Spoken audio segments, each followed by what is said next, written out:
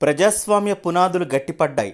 నిష్పాక్షికంగా పనిచేయాల్సిన state election కమిషనర్పై ప్రభుత్వాల పెత్తనాన్ని తగ్గిస్తూ ఎన్నికలపై విశ్వసనీయత పెరిగేలా హైకోర్టు సంచలన తీర్పును వెల్లడించింది. ఉన్నపళంగా స్టేట్ ఎలక్షన్ కమిషనర్ను తొలగించడం చట్ట విరుద్ధమని చెబుతూ ఏపీ సర్కార్ ఈ మేరకు తీసుకువచ్చిన ఆర్డినెన్స్ను హైకోర్టు కొట్టేసింది.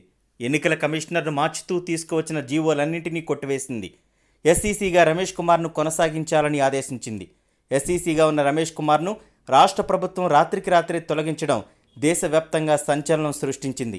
ఇదంతా రాజ్యాంగ విరుద్ధమంటూ హైకోర్టులో పలు పిటిషన్లు దాఖలయ్యాయి. వీటిపై విచారణ జరిపిన హైకోర్టు గతంలో తీర్పును రిజర్వ్ చేసింది. ఆ తీర్పును ప్రకటించారు.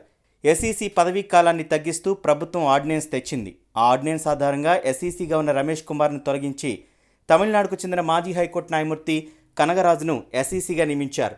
ఆయన కూడా లాక్డౌన్ నిబంధనలు లాంటివేమీ పట్టించుకోకుండా రాత్రికి రాత్రి విజయవాడ వచ్చేసి పదవి స్వీకరించారు. సమీక్షలు కూడా చేశారు. అయితే ఆర్డినెన్స్ తనకు వర్తించదని, కొత్తగా నియమించబోయే వారికి వర్తిస్తుందని, తనను పూర్తి పదవీ కాలంలో ఉండేలా ఆదేశించాలని కోరుతూ రమేష్ కుమార్ కోర్టులో పిటిషన్ వేశారు. రమేష్ కుమార్తో పాటు ఇతర విపక్షాల నేతలు కూడా పిటిషన్లు వేశారు. వీటిపై విచారణ సమయంలో తాము నిమ్మగడ్డ రమేష్ కుమార్ను తొలగించలేదని, ఎన్నికల సంస్కరణలో భాగంగా ఆర్డినెన్స్ తీసుకురావడంలో భాగంగా ఆయన పదవి కోల్పోయారని ప్రభుత్వం వాదించింది. ఈ వాదనను హైకోర్టు పరిగణలోకి తీసుకోలేదు. కరోనా కారణంగా స్థానిక ఎన్నికల వాయిదా విషయంలో ఎస్ఈసీగా నిర్ణయాలు తీసుకున్న రమేష్ కుమార్పై నేరుగా ముఖ్యమంత్రి విమర్శలు చేశారు. ఆయనపై ఆరోపణలు చేశారు. ఆ తర్వాత ఎస్ఈసీని తొలగించేలా ఆర్డినెన్స్ తీసుకువచ్చారు. ఇప్పుడు ఆర్డినెన్స్ చెల్లదని హైకోర్టు తీర్పు చెప్పింది. హైకోర్టు తీర్పు వలన ఏపీ సర్కార్ తీసుకువచ్చిన ఓ వివాదాస్పద ఆర్డినెన్స్కు సంబంధించి వచ్చిన ఎన్నో సందేహాలు పటాపంచలయ్యాయి. ఎన్నికల సంఘం విధుల్లో కానీ, తీసివేతలో కానీ ప్రభుత్వాల ప్రమేయం ఉండదని తేలిపోయింది. అదే సమయంలో గవర్నర్ కూడా తప్పు చేసినట్లుగా తాజా తీర్పులో తేలిపోయింది. హైకోర్టు ఇచ్చిన తీర్పులో అత్యంత కీలకమైన అంశం ఇదే. గవర్నర్ రాజ్యాంగాధిపతి. రాజ్యాంగ ఉల్లంఘన జరగకుండా చూడాల్సిన బాధ్యత ఆయనపై ఉంటుంది.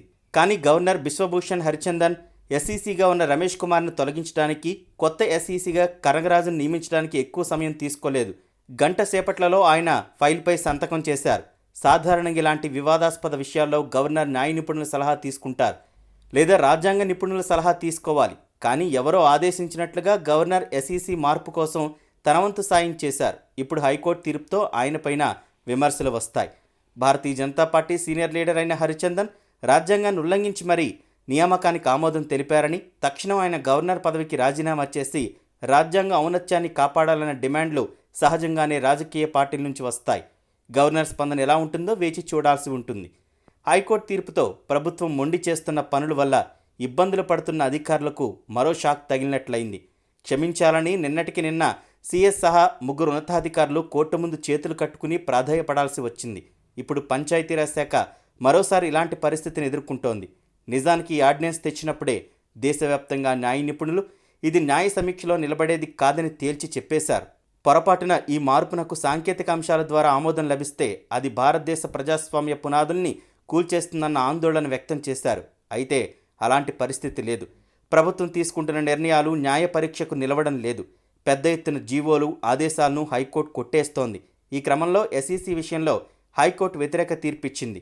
ప్రభుత్వానికి వ్యతిరేకంగా ఇస్తున్న తీర్పుల విషయంలో న్యాయమూర్తులకు, న్యాయస్థానాలకు ఉద్దేశాలు ఆపాదిస్తూ మంత్రులు ఇటీవలి కాలంలో విమర్శలు చేస్తున్నారు.